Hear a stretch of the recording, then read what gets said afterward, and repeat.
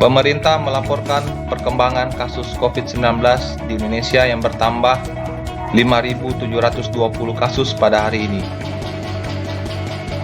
Sejak Maret 2020 hingga hari ini, sudah ada total 1.620.569 kasus corona. Data tersebut dipublikasikan oleh Satgas Penanganan COVID-19 melalui Humas BNPB. Penambahan kasus COVID-19 hari ini terbanyak berada di Jawa Barat dengan 1.004 kasus, Jawa Tengah 673 kasus, DKI Jakarta dengan 602 kasus.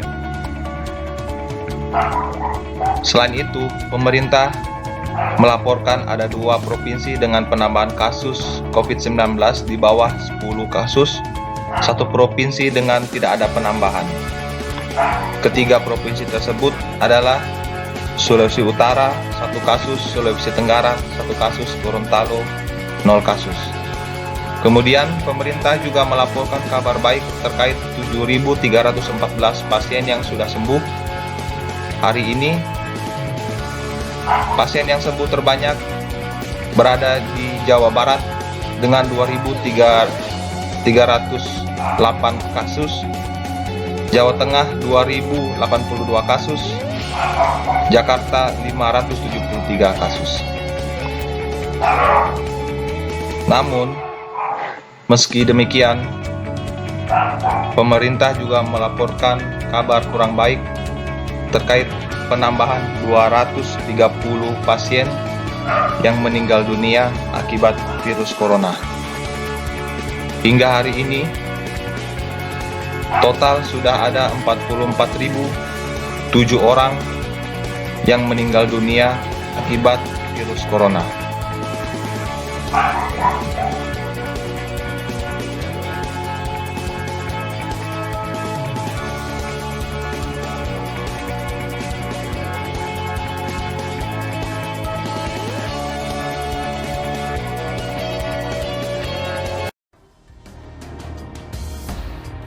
Varian baru virus corona kembali ditemukan di Indonesia. Varian yang diberi kode B1525 ini terdeteksi menginfeksi salah seorang pekerja migran Indonesia yang bekerja di Malaysia dan kembali ke Indonesia melalui kota Batam. Juru bicara vaksinasi COVID-19 Siti Nadia Tarmizi mengatakan, mutasi dari sebuah virus merupakan hal yang lumrah agar virus bisa bertahan hidup. Mutasi-mutasi tersebut menciptakan berbagai varian baru, salah satunya B1. Persediaan alat pelindung diri atau APD untuk penanganan pasien COVID-19 di sejumlah rumah sakit di Kabupaten Tegal, Jawa Tengah kian menipis. Di antaranya RSUD Dr. Susilo Tegal yang merupakan rumah sakit rujukan COVID-19, serta RSUD Suradadi yang merupakan rumah sakit satelit COVID-19. Dinas Kesehatan setempat sudah mengajukan permintaan APD ke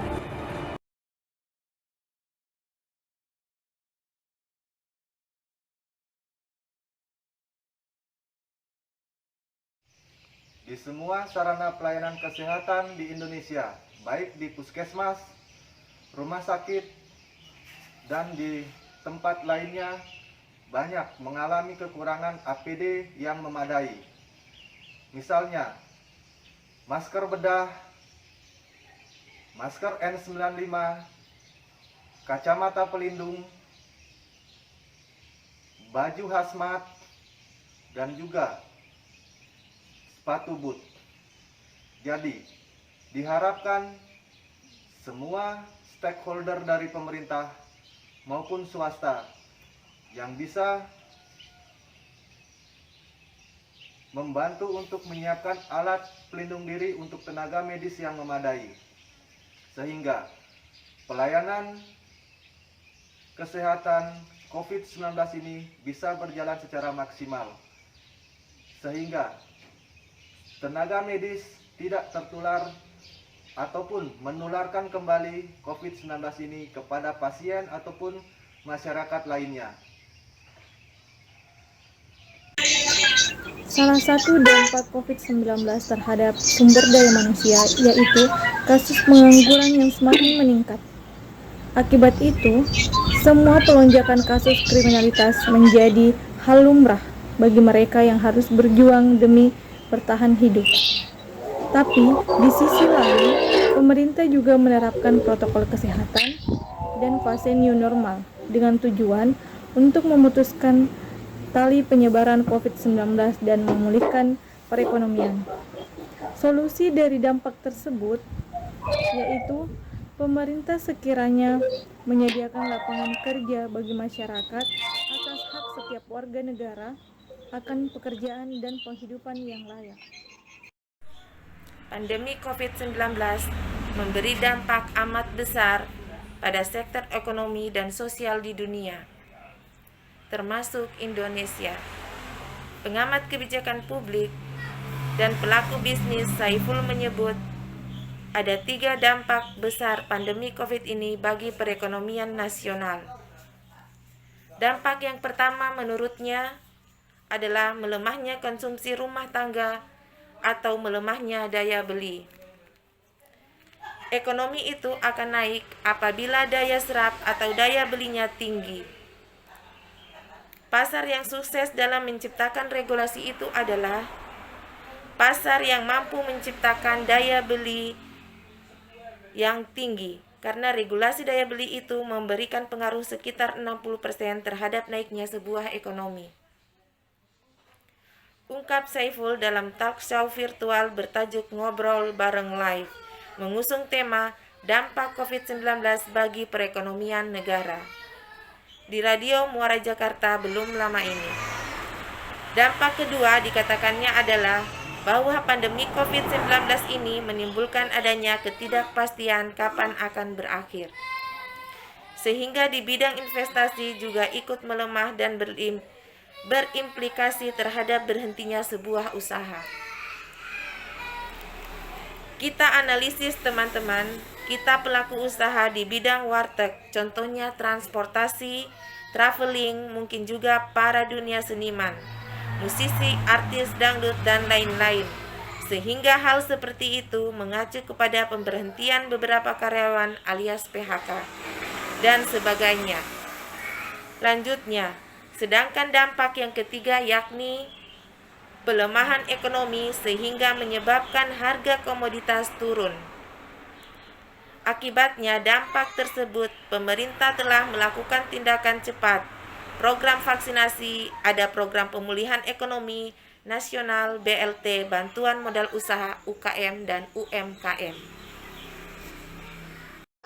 Masalah perekonomian selama masa pandemi dapat dilakukan oleh seluruh warga negara, mulai dari rakyat hingga pemerintah. Hal-hal yang dapat dilakukan, misalkan yang pertama, melakukan belanja besar-besaran guna meredam kontraksi ekonomi akibat pandemi COVID-19, terutama terhadap program kesehatan. Lewat belanja besar-besaran, permintaan dalam negeri meningkat dan dunia usaha tergerak untuk berinvestasi.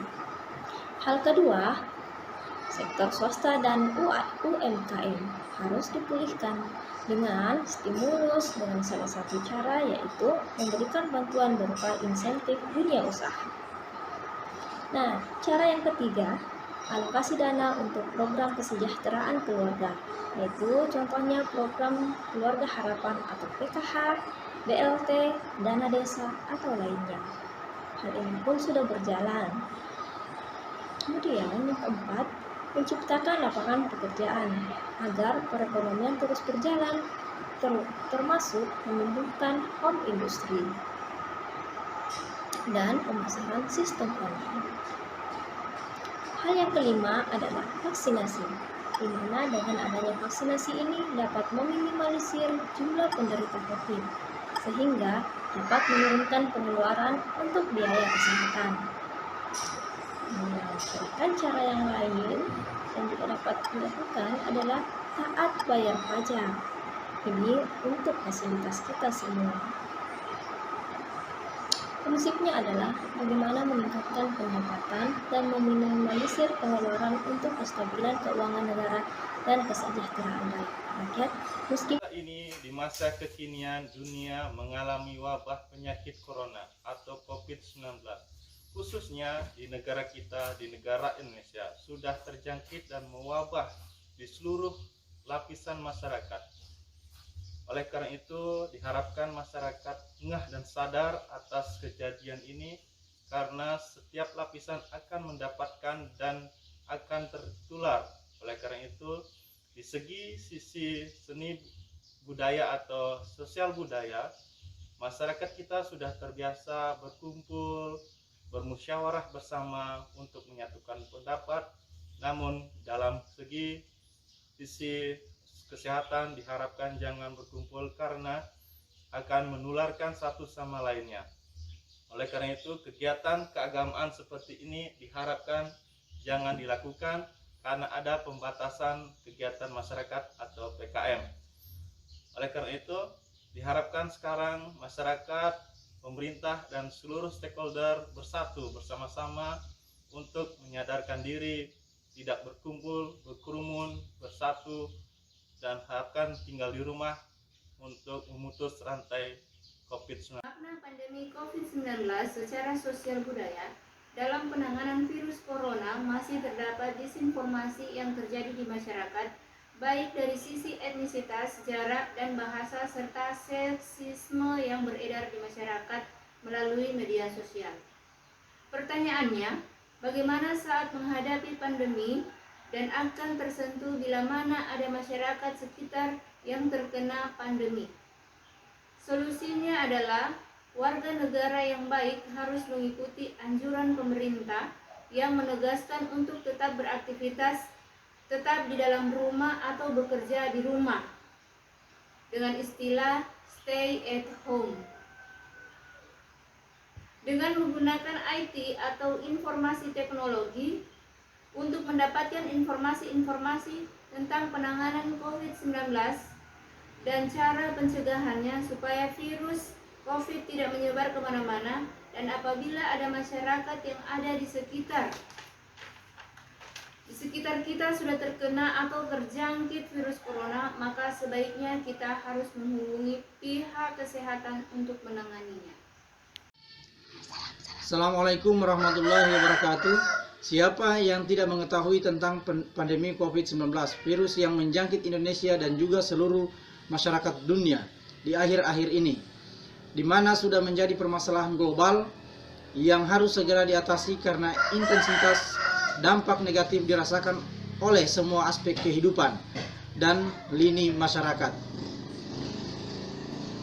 Pandemi ini menimbulkan dampak kesejahteraan di semua sektor kehidupan seperti pendidikan, perekonomian, kesehatan, pariwisata, perindustrian, kesejahteraan transportasi, maupun yang lainnya. Pertahanan suatu negara seolah tumbang seketika. Semua individu mengalami kebingungan akan bagaimana kehidupan ke depan nantinya. Kondisi kesejahteraan di sini juga dipertanyakan, apakah terpenuhi atau tidak. Jika melihat situasi dan kebijakan yang telah ditetapkan pemerintah, kondisi kesejahteraan sosial tidak berjalan seperti biasanya.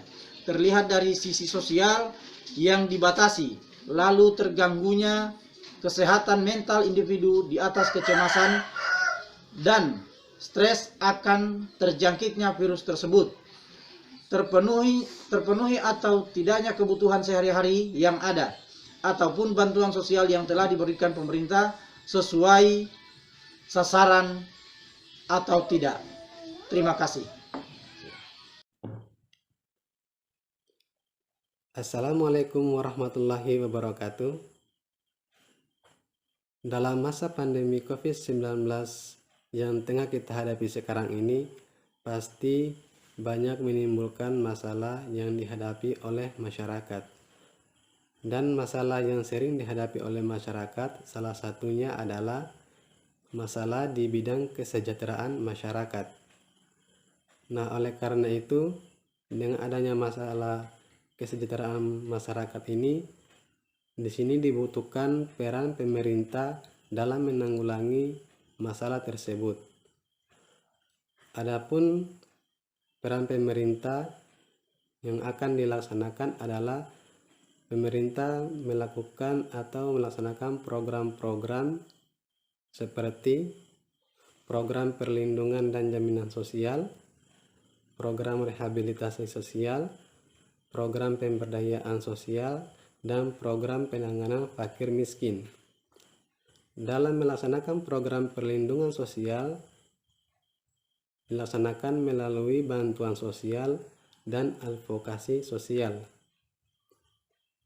Kemudian program rehabilitasi sosial diberikan dalam bentuk perawatan dan pengasuhan, bimbingan mental spiritual, bimbingan fisik, dan pelayanan rehabilitas. Selanjutnya, program pemberdayaan sosial dimaksudkan untuk memberdayakan seseorang, keluarga, kelompok yang mengalami masalah kesejahteraan sosial agar mampu memenuhi kebutuhan secara mandiri. Kemudian, program penanganan fakir miskin dilakukan dengan program Keluarga Harapan atau PKH, pelayanan sosial lanjut usia terlantar PSLUT, rehabilitasi sosial penyandang disabilitas RSPD, dan bantuan beras miskin atau raskin. Kesimpulan mengenai COVID-19, dilihat dari segi SDM bahwa masih banyak fasilitas kesehatan yang kekurangan alat pelindung diri. Solusi yang dapat kita berikan yaitu membantu menyiapkan alat pelindung diri yang memadai. Dari segi ekonomi, terlihat bahwa melemahnya konsumsi rumah tangga, daya beli, serta terhentinya sebuah usaha. Untuk itu, solusi yang dapat kita berikan, mari kita melakukan belanja besar-besaran. Yang kedua, dari sektor swasta maupun UMKM segera dipulihkan. Dilihat dari segi sosial budaya, kita bisa melihat bahwa masih banyak masyarakat yang melakukan perkumpulan. Solusinya, kita harus menumbuhkan rasa sadar untuk tidak melakukan kerumunan. Dari segi kesejahteraan, bahwa dampak yang terjadi yaitu terlihat dari dampak pendidikan, kesehatan, perindustrian, pariwisata, dan lain sebagainya. Solusi yang dapat kita berikan bahwa kita harus mengaplikasikan program-program yang ada pada pemerintah.